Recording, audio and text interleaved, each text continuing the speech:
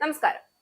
ഒരു മാസത്തിലേറെയായി നീണ്ടു നിൽക്കുന്ന യുദ്ധത്തിന്റെ പൊടിക്കാറ്റിനിടയിൽ പ്രതീക്ഷിച്ചതുപോലെ വേഗത്തിൽ നിർണായക വിജയമൊന്നും സ്വന്തമാക്കാൻ കഴിയാത്തതിന്റെ ക്ഷീണം അമേരിക്കൻ സൈനിക നേതൃത്വത്തിനുള്ളിൽ തന്നെ പലഞ്ഞു തുടങ്ങിയിരിക്കുകയാണ്. സാങ്കേതിക മുന്നേറ്റവും അത്യാധുനിക ആയുധശേഷിയുമുള്ള സൈന്യമായിട്ടും ഇറാന്റെ പ്രതിരോധ രീതികളും അസമാനമായ പ്രതികരണങ്ങളും അമേരിക്കയെ കുരുക്കിയപ്പോൾ യുദ്ധഭൂമിയിൽ ആത്മവിശ്വാസം ചോർന്നു പോകുന്ന ദൃശ്യങ്ങളാണ് കഴിഞ്ഞ ദിവസങ്ങളിൽ കൂടുതലായി പ്രത്യക്ഷപ്പെട്ടത്.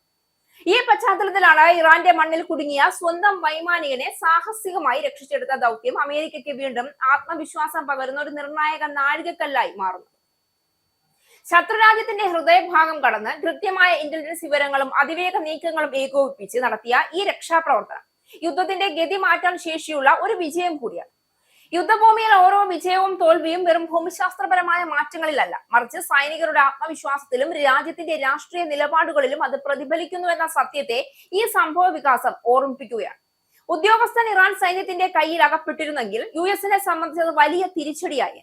തുടർ ചർച്ചകളിലും സമാധാന ശ്രമങ്ങളിലും ഇറാൻ വിലപേശലുകൾക്കായി ബന്ധിയാക്കിയ വൈമാനികനെ ഉപയോഗിക്കാൻ സാധ്യതയുണ്ടായി. വൈമാനികനെ കണ്ടാലുടൻ വെടിവെക്കണമെന്ന് ആദ്യം നിർദ്ദേശം കൊടുത്ത ഇറാൻ പിന്നീട് ജീവനോടെ പിടികൂടുന്നവർക്ക് പാരിതോഷികം പോലും പ്രഖ്യാപിച്ചത് അതുകൊണ്ടാണ്.